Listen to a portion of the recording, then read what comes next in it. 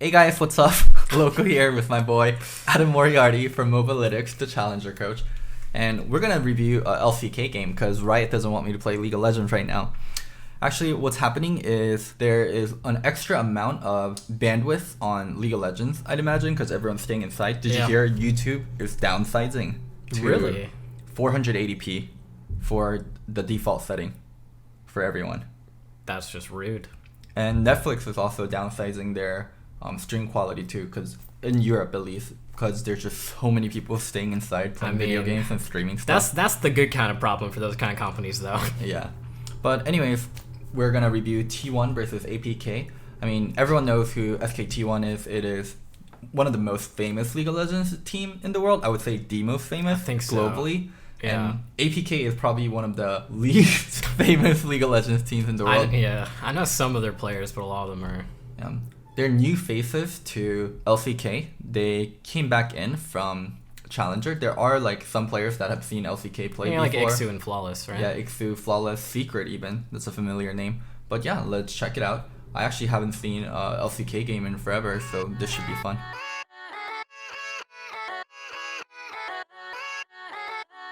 So looking at the draft, the first thing that I see is APK has such a Korean draft. This is a draft without a lot of engage. This is a draft without a lot of CC. This is a draft without a front line. It's a lot of backline and a lot of priority champions, I would say. Like Azir is a champion that gets priority, so is Ezreal and Aatrox. So you need to win lane and you need to snowball off that. Then you need to set up extremely well for objectives, because if you don't, this is a comp that falls apart very easily. Yeah, I mean, like you said, it's the most like stereotypical Korean comp you could possibly have. Although, how do you feel about the Lulu pick here in terms of the composition here? Lulu into Taric. I mean, I like Lulu into Taric, but like with an Ezreal, how do you feel about the Lulu Ezreal? Because it's been done in the past, but yeah. So Lulu normally is a really good enchanter in terms of buffing up people that can auto attack. Yeah. But Ezreal really isn't an auto attacker, so there is a little bit of a mismatch. And the thing I'm worried about the most actually is Kalista Taric actually has a lot of kill potential, and they have Jarvan too. So Kalista can throw the Taric in there, followed up by the Jarvan. Yeah. It's really hard to play Lulu proactively. Isn't Yumi up right now? I'd prefer to see Yumi potentially. The Lulu pick's weird for me. Yeah. But yeah, it's a very stereotypical. You have the early game jungler surrounded by strong backline kiting champions, and then top laner who's self-sufficient. That's kind of it. SKT1 though, I'm liking this comp. Yeah, this is a very LCS comp in my opinion.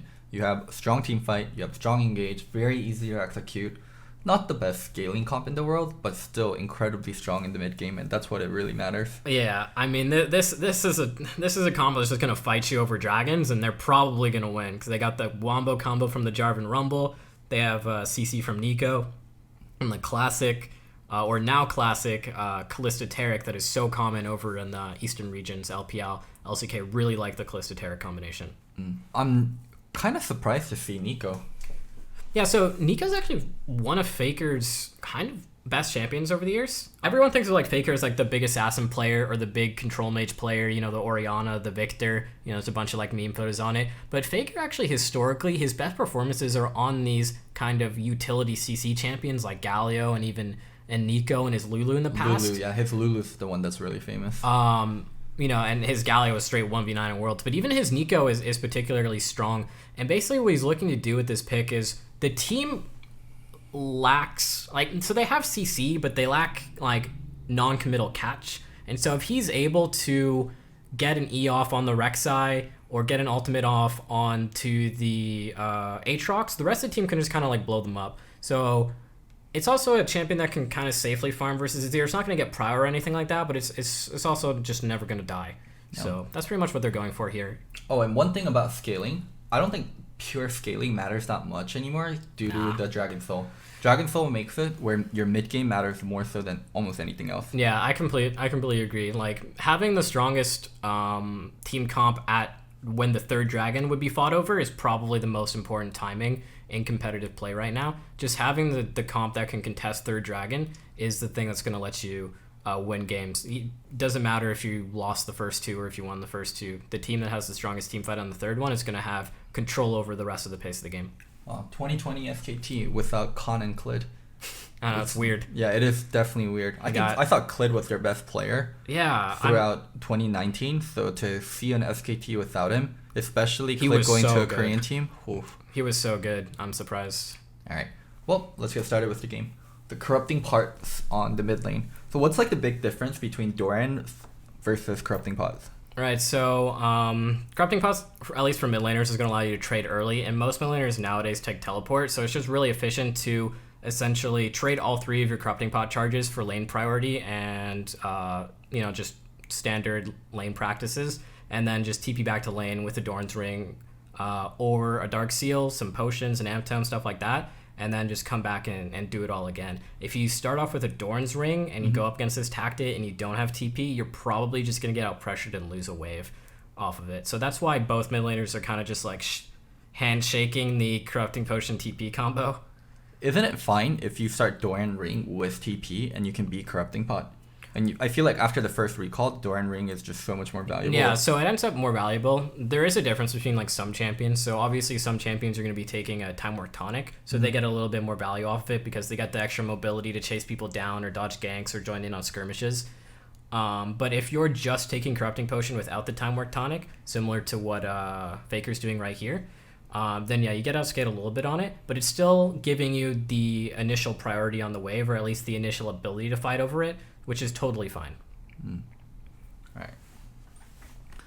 Especially on champions who have like weaker AP ratios, who don't have to hit certain wave point or wave clear breakpoints. So like for example, a champion like Ahri, if you're off, or like Twisted Fate, if you're off your AP by like even like 5, you don't clear backline properly, and that can make a huge difference. But for champions like Nico, who aren't really like known, or even like Azir, who aren't known to like need those kind of wave clear break points because their wave clear isn't based off of like one ability, they can get away with not having to take Doran's Ring. Yeah, both bot lanes not leashing. This is extremely common nowadays. I almost never see bot lanes leash now. They all want to just play for prio as much as possible. As they should, because I think of all the lanes, the level 2 advantage on bot lane is the biggest. Obviously, there's 2 champions, and more so than any other lane, if you get hit by a stun like this, you get hit by a stun from level 2 advantage, and you're almost dead. Well, that was just ridiculously bad on the Lulu's part. I mean, it was, but that's what could happen. So it's not supposed to happen, but it's what could happen, and so that's why giving your bot lane the prio is important. Which, never happens in solo queue, but... Let's talk about this Kalista-Taric pairing. So traditionally, Kalista's best pairing have been champions that have a lot of utility and also can save Kalista vice versa. So stuff like Thresh, stuff like Tahm Kench have been really popular because if you go on Kalista, they'll save Kalista. Yeah. You also have the opposite of that. In the past, you had Ballista, even though it was more popular. Blitz, All-Star, yeah. Also, that was just an extremely aggressive version of Kalista combos, and it wasn't as consistent, and it didn't get as popular because of that. Yeah, you had the All-Star one as well. Yeah. All-Star one's a little bit more well-balanced. Yeah, exactly. But yeah, so those were some common ones in the past. The Taric one is interesting because what people found out was by having the Taric, you can actually make him an aggressive support because you can throw him in and time it with the stun. Yeah. But the other reason why it's really good with Kalista specifically is the invulnerability allows her to continue to stack spears, right? So while the Kalista is invulnerable, she can just continue to stack the spears and actually clutch out a lot of situations where normal supports just wouldn't be able to peel for her like that. So not only does Taric become enabled by the Kalista, but the Kalista becomes enabled by the Taric. So it's just a very well-rounded combo that can both win lane and scale well into team fights. Yeah, normally codependent relationships aren't something I recommend, but when it comes to Kalista and her supports, they need to be codependent. Yeah, they do. It's it's just a really nice combo. How do you feel about this top lane matchup? Because I've been seeing a lot more Rumble, and obviously Aatrox is top lane right now. Like, there's, in the past there was the Renekton bar, where if you couldn't lane against Renekton, then you weren't allowed to be a top laner. Right now, so you can't lane against Aatrox, you can't be a top laner. So how do you feel about this matchup? So I feel like both Rumble and Aatrox actually have pretty weak early levels. Yeah. And then they get stronger later on. And for Rumble, and the big thing about top lane is if you win level 1, you can win the first 3 waves. Yeah. Just due to the wave control being so good. Yeah, Aatrox CDs are so bad early game. They're like above 10 seconds and stuff. It's crazy. I think that's like how the matchup should go. Rumble wins early, and then he wave controls well. And then later on, like past level 6, Aatrox can look for mistakes on Rumble. Yeah. Or if he's landing nice Qs, then probably an all-in. Yeah. That's kind of Aatrox's life. You don't really win a lot of matchups unless it's versus melee champion that you can win versus.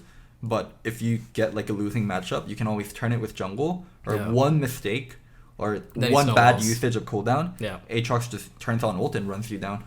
Yeah, it's pretty crazy. Funny enough, most of these matchups are farm matchups. Rumble versus Aatrox a farm matchup. Nico versus Aatrox or Azir is a farm matchup. Kalista Taric versus Ezreal Lulu is going to be a farm matchup, but Faker doesn't care about that at all. He's apparently just almost solo killing Azir, which should honestly never happen. I'm also really uncertain about the Comet Azir. It doesn't make a lot of sense to me here, mostly because like he's not like, again, it's supposed to be a farm matchup. He's not really going to poke out the. He's not really going to poke out the Nico at all. So I would have preferred seeing like Lethal Tempo or even Conqueror's doing pretty well recently. Yeah. And then both junglers haven't really attempted anything because again, it's all the lane matchups are supposed to be even right now. Jarvan was like up top side, and Aatrox was forced to burn flash. It was a really awkward flash because he had the wave pushing into him, and he just got a little greedy. As for the Azir Comet thing, Rumble using the ult to clear wave, really common in pro play, allows you to get a free back whenever. The thing about the Azir Comet is, I feel like if you're running Comet Azir, Yeah. or like Luden Azir, which Yeah, I which is feel what like he's doing. I feel like Yeah. he's going. Don't play Azir. Yeah, it's that's- not. You're not playing. Like why? Yeah, it's not a very. The strong thing about Azir is he's like a 80 carry in the mid lane that has really good wave clear, right? Yeah. But Comet and Luden makes him more bursty, and there's just better champions to play if you want that playstyle, and Yeah, if that's you what got- you're trying to do. You got Syndra, you got Orianna. People are playing Victor too lately. You know, there's a lot of like actual control mages that do better with that kind of playstyle. Like why Azir, right? The other thing is like Lulu's on his team, so he can Get the move, he the can get attack move- speed. Yeah, he can get the attack speed to play like a more, you know, so if he grabs lethal tempo, right, which breaks the attack speed cap, so he's not even like utilizing what's on his team. He's just kind of defaulting his build to probably what he likes doing over what's better for this game. And then he's still losing to Faker and pressure, which I'm fairly certain that's not supposed to happen. Also, who is this Elim guy? I've actually never ever heard of him. I have never heard of him either. This is his debut game, I think. Okay. But so far, down in CS to Rek'Sai, which I think is just normal. I think Rek'Sai outfarms Jarvan slightly. Are they gonna look for a dive? Let's see. So Rumble's definitely a target that gets ganked pretty frequently. They just signal that they don't have their jungler on top side by taking dragon. Yeah. I think Jarvan's probably just going to pass straight top to stop this gank. Or dive attempt, which looks like he's doing. He's even burning EQ. to get If there Rumble faster. wants to, he can make this dive undoable just by ulting the wave. Yeah. Let's see if he does it. They I don't think see he- him spot the. I think they definitely know it's happening at this point. Yeah, Let's he's see. he's backing off. All right. But he's getting pretty greedy because he has that ward, so he knows he doesn't have to burn the ultimate yet. Rek'Sai just able to get a blue, but not much. Definitely a good trade for SKT. Yeah, got blue and Gromp, which furthers the CS lead in favor for Dragon. How do you feel about that trade? You know, giving up, you know, this essential 12 CS lead for Drag. I'm not a jungle player, so I'll always take it. Yeah, jungle players like scuttle his life. I've seen so many jungle players like flash a level 3 to secure scuttle crab. They just don't care. But I think from just a pure like overview of the game, like I would rather have my full tank J4, which looks like he's going because he's got skirmishers and the ruby crystal. I'd rather have my full tank J4 slightly behind and have the first dragon than I would, you know, have him, you know, be even on farm compared to the Rek'Sai. The thing about jungle, once you play the role a little bit, your first clear into hitting level 6 is actually pretty awkward a lot of times if you gank in the middle. So you need to find a way to get level 6. I mean, it's just a very classic regank, right? He knows he doesn't have flash. If he doesn't get the kill here, no. oh my god. No, he got body blocked. You ever been body blocked by flag before? It feels bad. It actually is like pretty chunky. Yeah. You have to move around it a lot. Coded as a minion, by the way. Oh man, they're gonna be able to get free herald too. Man, they even off get that this swap nice timing off the... This swap timing is really perfect, by the way, because not only do they do the swap timing, but it's at the identical time that the enemy bot lane. So they don't even have lane priority bot lane, right? They're going to show up, and they're not even going to lose plates for this. This is probably like the best thing that could have happened for SKT here. Such a smooth early game. And they have a really good mid game comp too. Rumble's hitting his eyes and really nicely. Got the double penetration already. Yeah. I know you don't like it. You like the straight Leandry Lush. I mean, yeah, it's because they already got Mercs. So it doesn't make a lot of sense. So, like, the straight So the weird thing about doing this is it's not like you have to change your item path, because the item path for that item is the same, right? It's Ruby Crystal Amptome, goes into both Haunting Guise and Oblivion Orb. So it's not like he had to change anything. He just should have noticed, like, oh, he has early Merc Treads, let me go Haunting Guise instead, but just defaulted. Oh my god, this guy went Comet with Berserkers. What? Why? What is he doing? What is the point of this? Alright, let's see this. Yeah, Aatrox, Aatrox looking for tries this to is what fight. Aatrox does. Look for opportunities to all in. Yeah. And then the jungler's there, and you're a just- very sad boy. Yeah. Ooh, beautiful EQ flash there. Yeah, Interrupted the Q. And then Rek'Sai, dude, watch this. He's just gonna get body blocked, and so it feels bad. Look. He just gets a body block. No, it doesn't stop Rek'Sai Q. It just prevents what the Jarvan flag does is it prevents Rek'Sai from getting into the correct position to be able to do what he wants to do. Oh, the shield comes up just at the right time. That's rough. And then you get the perfect swap from the bot lane. FF15, go next. That's how you're like in solo queue if you see this situation. Oof. Dude, Okay. Faker is playing this Nico versus Zir matchup really well. One thing that APK players are bad at, from what I'm seeing, they don't recognize rotations on the map very well. No, and I mean, Elim is showing like a pretty good performance. Like his ganks, all of them have been really well timed in good situations. Like he burns the top flash and then comes back for a regank, and then immediately comes mid lane after Faker blows flash when his ultimate comes back up. Like these are very like obviously he's not doing any like crazy gank pathing or anything like that, but he's playing it's very SKT, but he's playing like a very standard game, but he's executing it perfectly so far in terms of mechanics and timing. Getting the outer turret plating first Yeah. to get the delicious inner one. Yeah, SKT likes to play like perfect league, where they make a bunch of standard moves and they just execute it better than what you can, and you just can't stop them. It's actually pretty weak to the LPL playstyle. Yep. And I'm surprised that that's still... They still play like this. Yeah. Because LPL has shown if you put people in awkward enough situation and if you ask enough questions, sometimes you run out of answers. And when you give an inch to an LPL team... They just keep engaging. Yeah, they just run you over. Yeah, it's pretty... So we'll see how they do on an international stage. But, you know, so far versus APK, it looks like it's working out very well. Let's see this. What this guy used ult to clear? Oh man, the thing I hate that he did here, he used ult to clear, right? Yeah. There's like 1 or 2 ranged minions left. Yeah. And he's like, I need to stay and push this all the way in. He just cannot say, I have to back right here. I'm so first time this year. Report. This is sad. It's like, didn't get my role on a first time Azir. Yeah. Honestly, I think any of the other control mages would have been better this game than Azir. I really think Cassio would have been better, Syndra would have been better, Victor would have been better, Orianna would have been better. Like, any of the 4 standard control mages would have been better. They're going to lose mid turret pretty easily. Can force bottom dive. There's just so many options for SKT.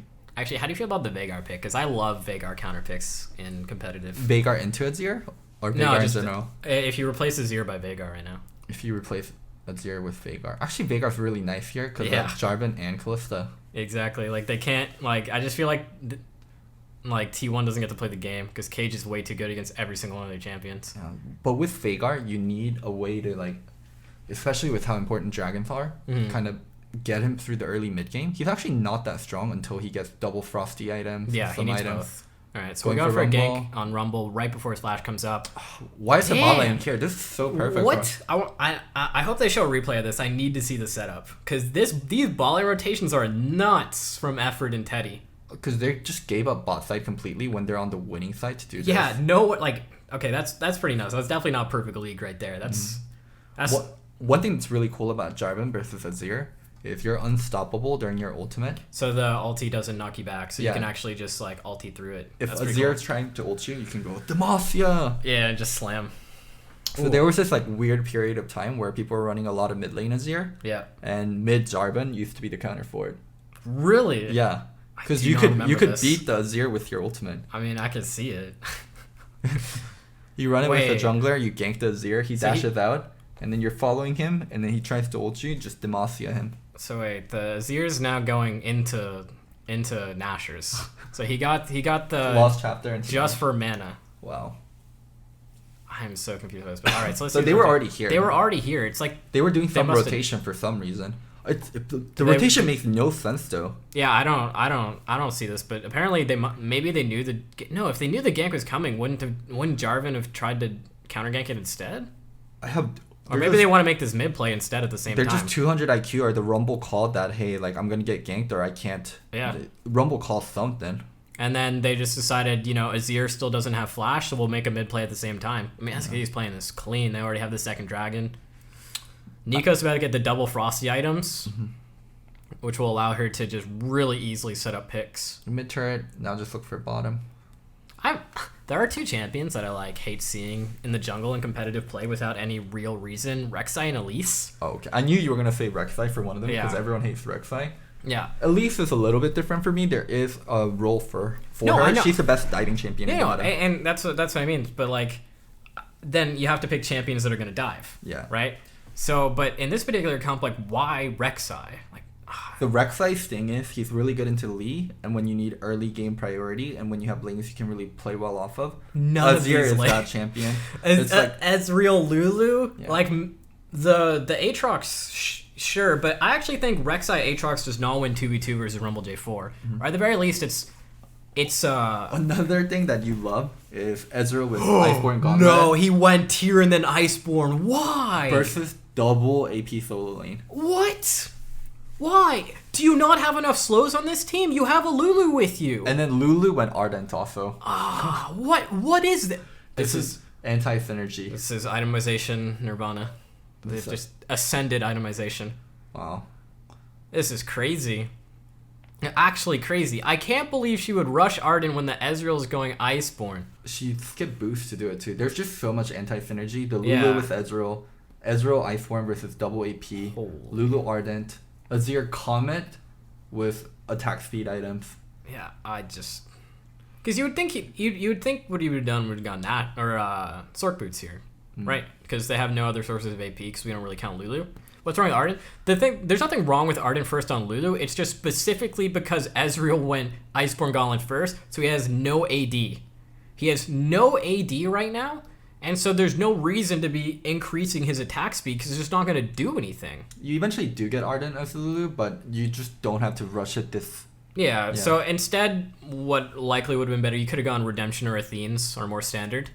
Either one is totally fine. Redemption would have been nice to counteract Nico and Rumble AoE, but Athene's is also pretty standard on her first item now. But yeah, it's because of Ezreal's build. He went like a poke build, and I'm so confused. And there's some comments about Rumble going book.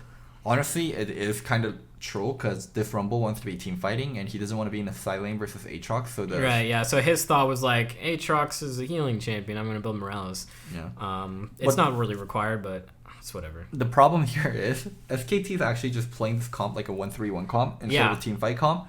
So if they want to play that way, it is correct to get Morelos. As a Rumble, if you're just going to side lane 24/7 versus Aatrox, Morello is better, but that's not what you want to be doing as Rumble. Yeah, it's not, but I mean, at least he's building to the situation, so I'll give him that. I still would have preferred not that. Faker's got his double pick items now, so they're probably going to group up now instead of 1-3-1-ing. Alright, let's see what happens. There's just no objective to fight over. Unless they do the standard LCK thing where they literally do nothing but farm until the dragon comes up. Because this has been pretty standard in LCK this year. They only fight over neutral objectives and they won't fight over anything else. So if there's no dragon up, and no one's gonna siege a tier 2, then they're going back to 1-3-1 until the next dragon's up. LCK is a gentleman's league. Yeah. It is definitely a gentleman's league. It's a gentleman's league. Faker going for the pick on the sideline with the ghosties. Let's see. Disguising as Jarvan. The fun part about Nico disguises is you actually get the movement speed of the person that you're disguised as. So you get I thought you just got attack speed. No, you get their movement speed as well. Wow. So you want to disguise at the beginning of the game or when you're roaming, you want to disguise as the person with the highest base movement speed on your team. I had no idea. Yeah, so not only do you get their auto range, but you get their movement speed too. That's shit cray.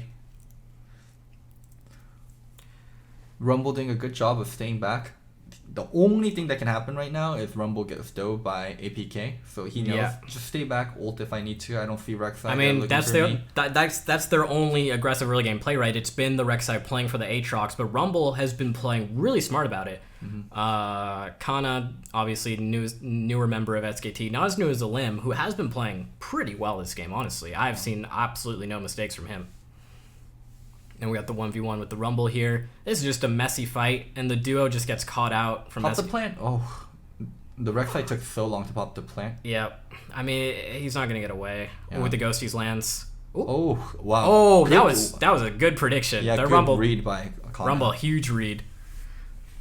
But SKT's just kind of, nah. I mean, they got a free win here pretty much at this point. They're just waiting for Dragon. Well, now they're gonna take Baron because it's pretty free. They have Kalista. Oh, okay, they killed 2. Yeah, they killed 2 in its jungle, but you know it might be too big of a risk for LCK. But okay, it's not a perfect game. They got bot turret. Unlucky. Right, Coach is gonna be mad. Ezreal at the cross only hits 1 person. Actually, pretty surprising. There's that Faker Ezreal Iceborne. himself. Look how little damage this build does. Oh man. I'm not really good E by the Ezreal. Oh, nice try, but doesn't matter. I'm just saying, if that Ezreal has a normal build, Faker dies. Baron. Oh wait. Oh wow. Olim stays in. That actually got awkward at the end. Yeah, it got way more awkward than I thought it would.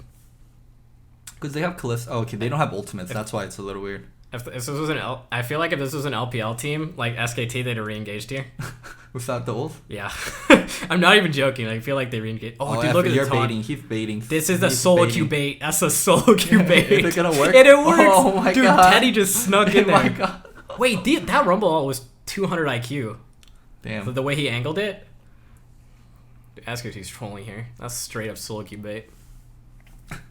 The funny thing is, they're doing it on Tarek. Yeah. That's like an incredibly obnoxious taunt. Yeah, he does. He does. Alright, let's see. Like what? Rek'Sai caught out. Yeah, Alim, nice read on just kind of waiting in the back there for Rek'Sai to try and goes flank. on the Rumble. He doesn't hit his Q, and Kana's like, okay, get fucked. And whoa, where did that Rumble? Really delayed. Really delayed. It was also in terrain. Yeah. He started Forest Fire. Oof. Lulu hits the flash. Poor bot lane. They actually haven't done anything this game. Ezreal Lulu. I mean, I have no sympathy for the Iceborne pickup this game.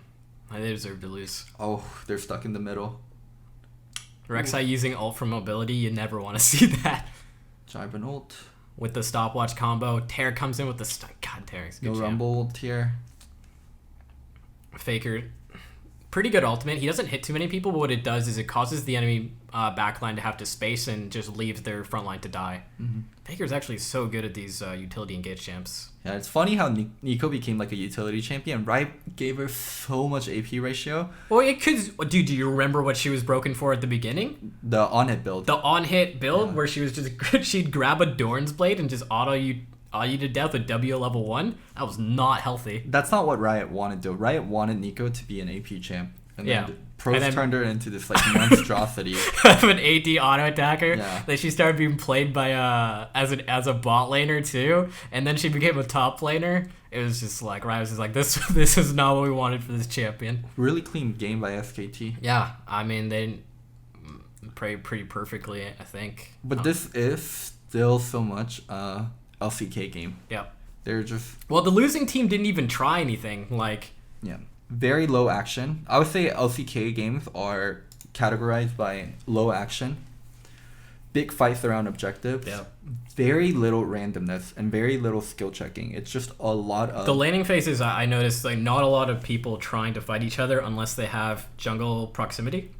If they don't have jungle proximity, they don't take any trades, they don't do anything. And even with jungle proximity, the other person knows that the jungler's around because they're fighting, so both junglers just sit there. It's like... It's very... There's a formula that all the teams play by. Yeah. And I think it makes LCK incredibly weak to teams that don't play by the formula. Yeah, G2 or anyone in LPL. Yeah, they just... The thing is, so many teams in LCK play this way. So you just... Pretty much all of them besides Hanwha Life. So you don't get exposed to other styles. And when you meet the other styles, like for the first time, you're just like, what the fuck are we doing? Yeah, like they're just like, what do you mean they fought without ultimates in 4v5? Wait, you can just get punched in the face? Yeah. It's like, what was it, that quote? Like, everyone's got a plan until you get punched in the face. Like that. That's SKT. They come in with like everything completely planned out, and then the other dude just walks up and punches him. SKT's like, what do you mean? Well, what about NA? NA is just like NA is For fun.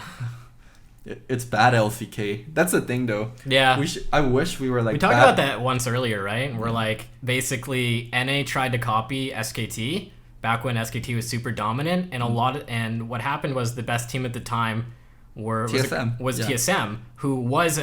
They were an SKT clone when you coached them. They were an SKT clone. So that was the best way to play. It just isn't anymore. But people in NA still play they still play like bad LCK clones. So I will say that's why I'm extremely excited for C9, and that's why I think this split has been incredibly tragic, because C9 is not a SKT clone. C9 they play more like an LPL or even a European team, more so than Korea or the traditional NA powerhouses. Yeah, that's why TL was just the ultimate evolution.